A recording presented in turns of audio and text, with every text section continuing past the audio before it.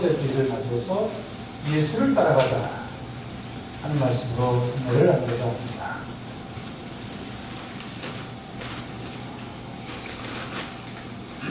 여러분, 우리 자신을 어떻게 생각하십니까? 자신이 욕심이 많다고 생각하십니까? 아니면 욕심이 없다고 생각하십니까? 네. 평소에 생각하기 힘든 주제인가요?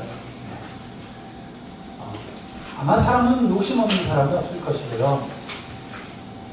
욕심이 좀 지나친 사람을 가리켜서 그 사람은 참 이기적이다, 자기만 한다 하는 생각을 할 겁니다. 욕심이 강하면 그렇게 되겠죠. 근데 뭐 욕심이라고 해서 다 나쁜 건 아닙니다. 하지만 문제는 욕심 너무 지나치면 자신뿐만 아니라 주변에 있는 사람들 그리고 관계하는 사람들에게 불편함을 주는 그런 게 문제가 됩니다.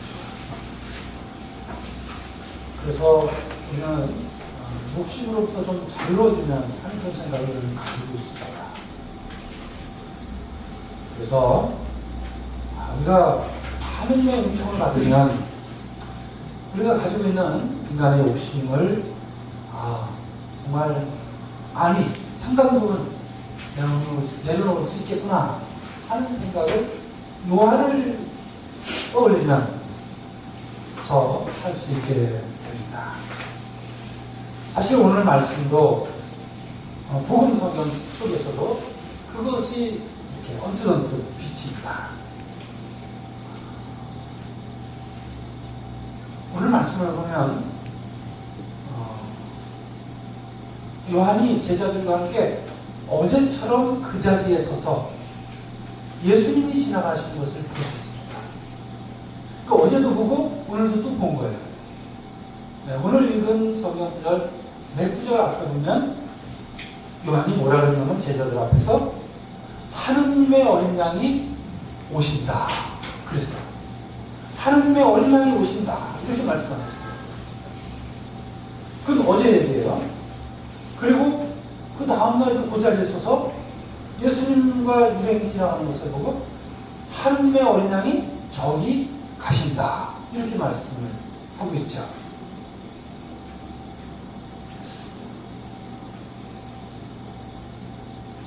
요한은 예수님을 보고 예지의 능력을 발휘했습니다.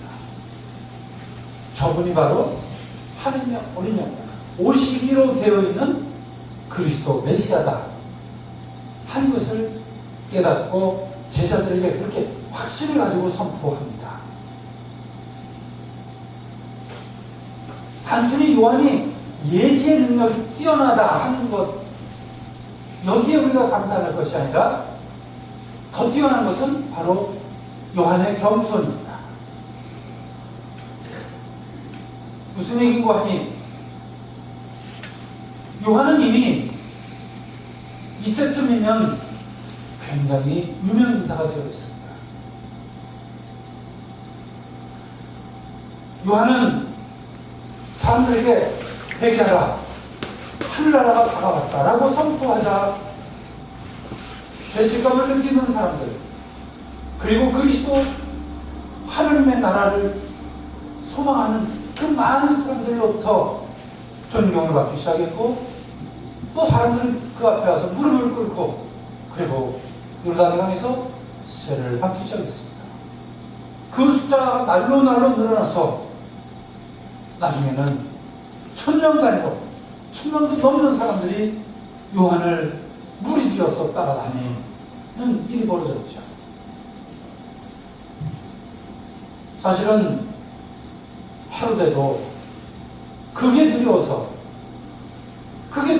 결국은 요한을 감옥에 잡아들이고 죽일 수밖에 없었던 것입니다. 그렇게 이미 많은 사람들로부터 유명세를 타고 따르는 우리가 많아진 요한, 여러분 같으면 어떠시겠습니까? 어떨 것 같아요? 저 같으면요, 욕심을 냈을 겁니다. 사람들이 물어보잖아요. 당신이 엘리야십니까? 아니면 당신이 바로 그 오시기를 기다리는 그리스도십니까? 그러면 아마 저 같으면 요한처럼 부인하지는 않았을 거예요. 그렇다고도 하지 않아도 안 할지언정 네가 알아서 생각해라. 뭐 이럴 수 있잖아요. 그렇죠? 그러면 더 신비해지고, 그럼 사람들이 수근수근하고, 저분 바로 그리스도신가 봐. 이렇게 생각하면 그 소문이 또 그렇게 퍼져서 그럴싸하게 적당히 흉내내면서 폼 잡고 나설 수도 있었을 것입니다. 근데 보십시오. 요한은 최자 몇 사람을 데려다 놓고 어제도 저분이 바로 하나님의 어린 양이십니다. 저분이 우리에게 오신다. 그리고 그 다음날도 그 자리에 서서 하나님의 어린 양이 저기 가신다. 이렇게 선포하고 있습니다.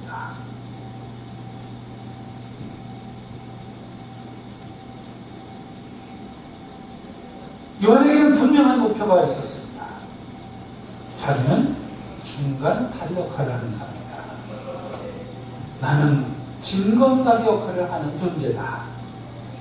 나는 광야에서 외치는 자의 소리다. 여기까지가 바로 자신의 한계요 자신이 할 역할이라는 사실을 분명하게 깨닫고 있었다는 말입니다.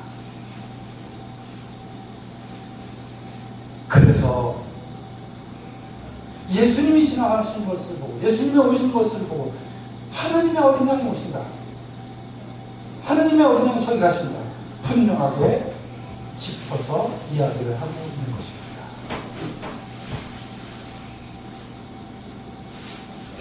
여러분 그런 얘기 있잖아요. 그래서 요한복음 3장 30절에도 자 그분은 더욱 커지셔야 합니다. 그렇죠? 나는 작아져야 한다.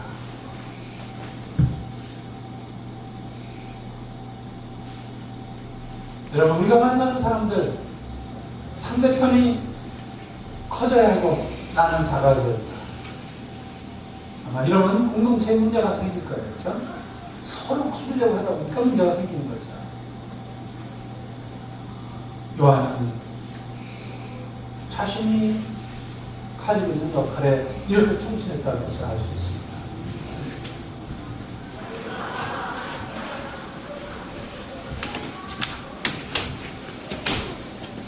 우리 그런 얘기 알고 있죠? 달을 가리키는 효과라는 얘기 아시죠? 네. 이렇게 한 스승이 달을 가리킵니다. 저 달을 봐라. 그랬더니 달만 쳐다보고 뭘 쳐다본다고요? 손가락을 쳐다본다는 거예요. 선생님 손가락. 저 달을 보라니까 그제서야 달을 봤다.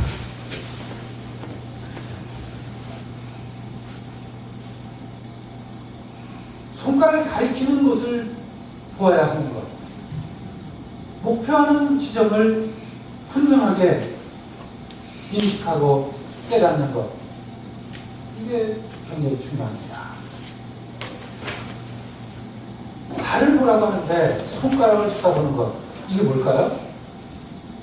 이게 바로 하늘을 보라고 하는데 하늘을 안 바라보고 그냥 땅에 묶여있는 것. 이런 자세입니다.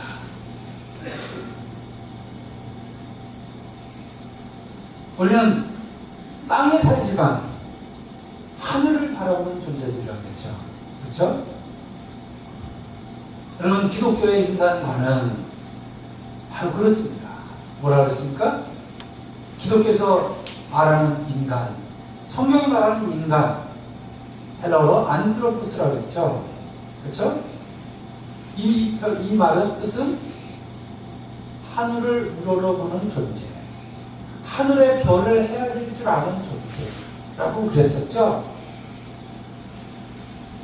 땅에 살지만 하늘을 꿈꾸고 하늘을 맞아들이고 그리고 하늘의 뜻을 이 땅에서 실천하려고 노력하는 존재, 그 사람, 그것이 바로 인간, 그런 존재가 바로 크리스천이라고 성경은 우리에게 가르치고 있습니다. 그러기에 손가락으로 달을 가르치면 달을 봐야 하는 것입니다. 계속 손가락에만 머물러 있으면 그 사람은 땅에 묶여서 땅만 쳐다보는 거예요. 땅에 있는 재물, 땅에 있는 욕심, 탐욕, 여기에만 묶여있는 존재가 되고 만다는 사실입니다. 하지만 요한은 저기 하느님의 어린 양이 가신다. 저기 하느님의 어린 양이 우리에게 오신다. 분명하게 손가락으로 하느님의 어린 양을 가리키고 있습니다. 하늘을 가리키고 있습니다. 구세주를 가리키고 있습니다.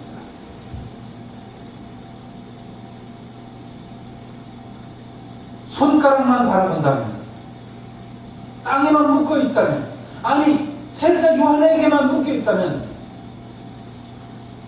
그래서 우물쭈물 갈팡질팡 주저주저 왔다리 갔다리 갈듯 말듯 그렇게 머물러 있다면 우리는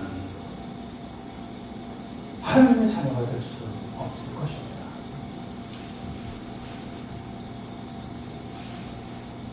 그러자 제자들 중에 두 사람이 예수님을 따라갑니다. 그렇죠? 하느님의 어린 양을 하니까 두 제자가 쫓아가요.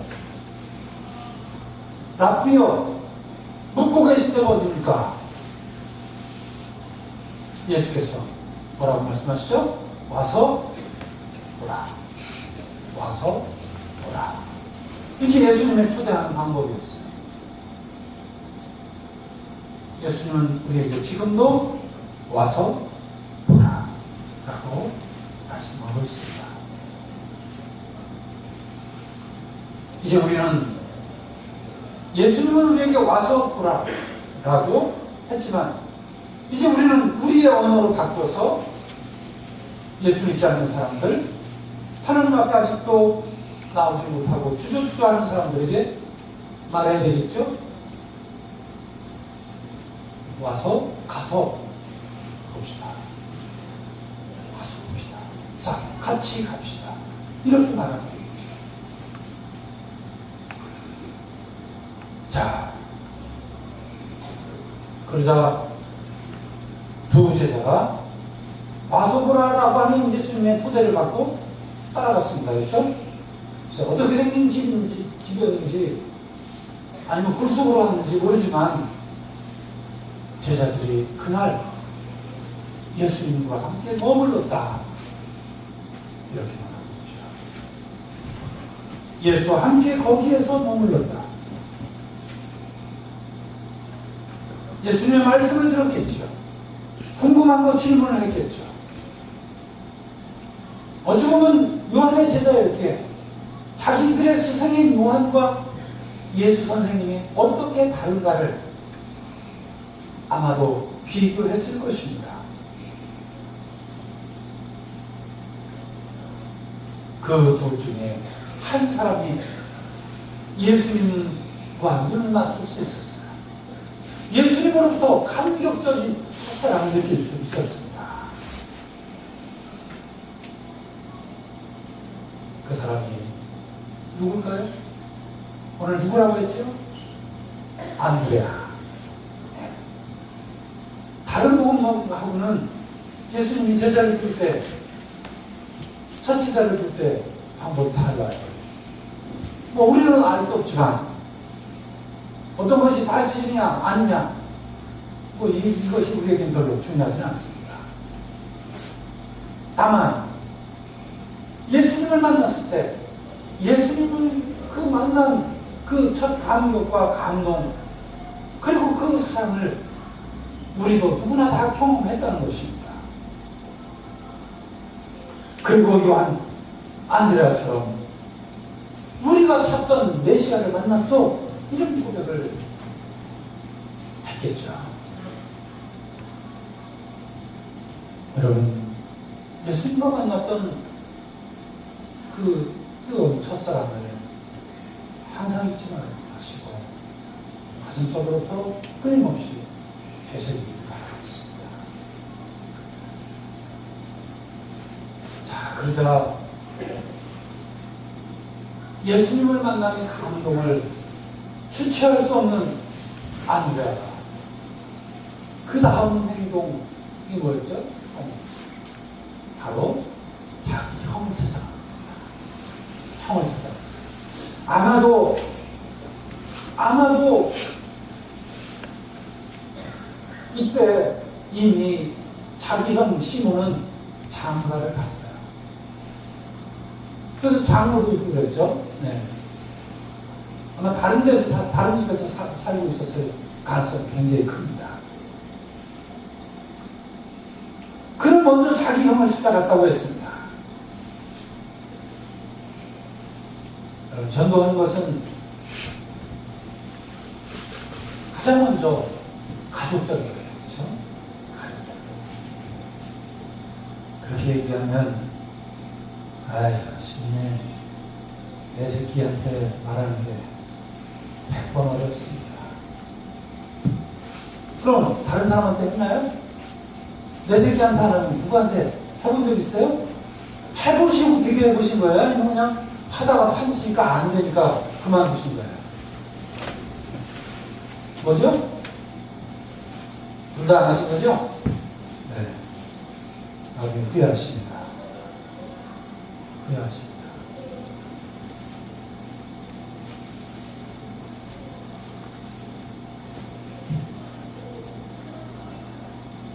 어떤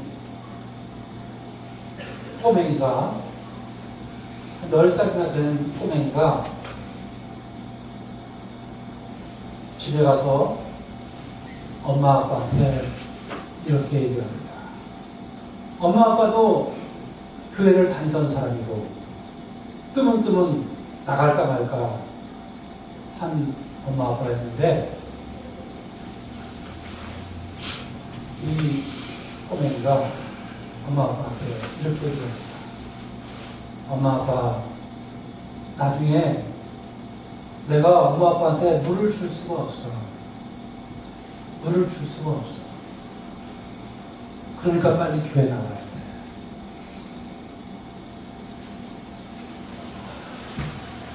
여러분 무슨 얘기인지 아세요? 혹시?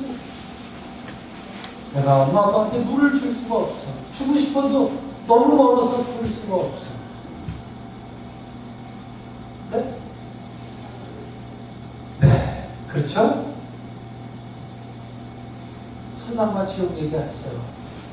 불구덩이, 엄마 아빠는 불구덩이에 빠져 있어서 나는 베드로 할아버지 곁에 있기 때문에 나는 천당에 있기 때문에 너무 거리가 멀고 엄마 아빠한테 내가 물을 줄 수가 없어.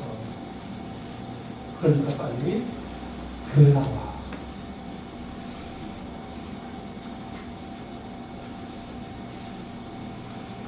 가족 전도하는 거 어렵죠. 네, 이제 막 대들 겁니다. 그쵸? 어렸을 때는 억지로라도 끌고 나올 수 있었는데 이제는 뭐 머리 컸다고 대들죠. 그쵸? 엄마 아버지나 잘 하세요. 엄마 아버지나 천당 가시든지 말든지 하세요. 아마 이럴 겁니다. 어쨌거나 그럼에도 불구하고 가장 먼저 해야 될 전도는 가족 전도입니다.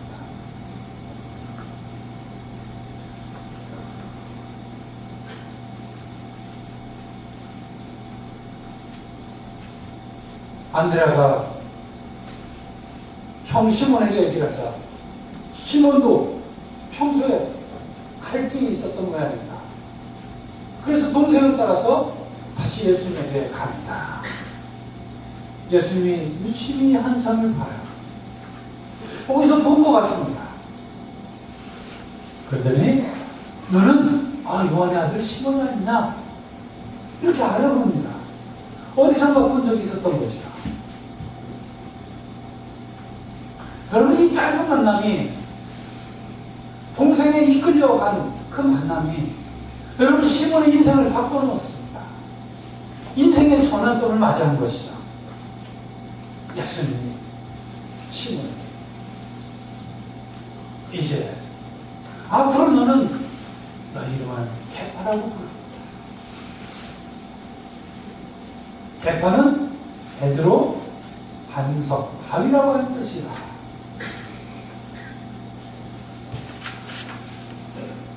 성경을 보면